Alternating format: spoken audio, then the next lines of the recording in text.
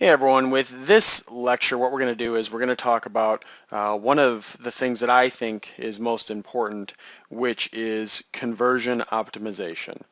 So you may have heard this term before or you may have not, but many people ask, what is conversion optimization? And simply put, the purpose of conversion optimization is to find ways to make it so that your website visitors convert more frequently on actions that you want them to take. So for example, if you want your visitors to sign up for an email list, it's the practice of using website design and optimizing your pages in a way that increases the amount of times that people will convert and actually sign up for your email list. So that's the whole premise of conversion optimization and what it's all about. It's all about making sure that people who go to your website convert at a higher rate from what they currently are.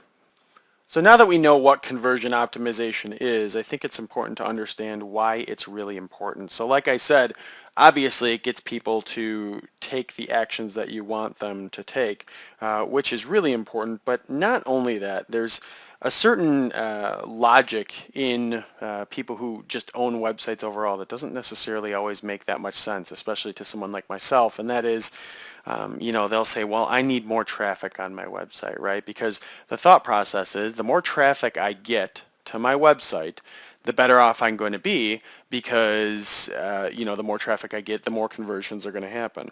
So people will focus on getting traffic as opposed to conversion optimization, which in my opinion is backwards, because if you have 100 people come to your website and one person signs up for your email list,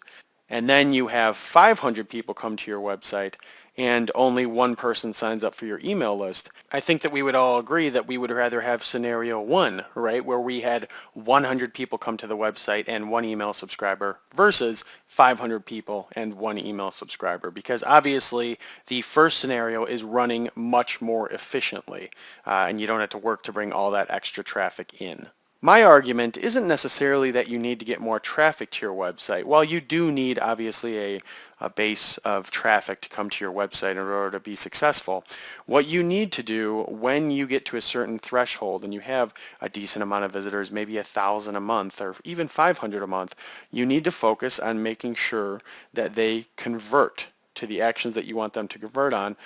so that you can use your traffic effectively. So those conversions, this doesn't have to be an email list. This could be something such as, it could be as simple as just somebody clicking on an ad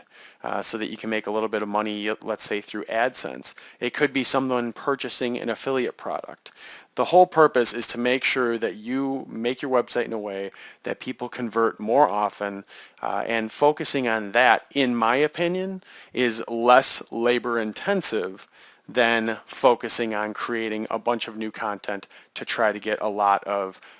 more traffic to your website. And there is software out there called Visual Website Optimizer that I've used in the past, which is great for this.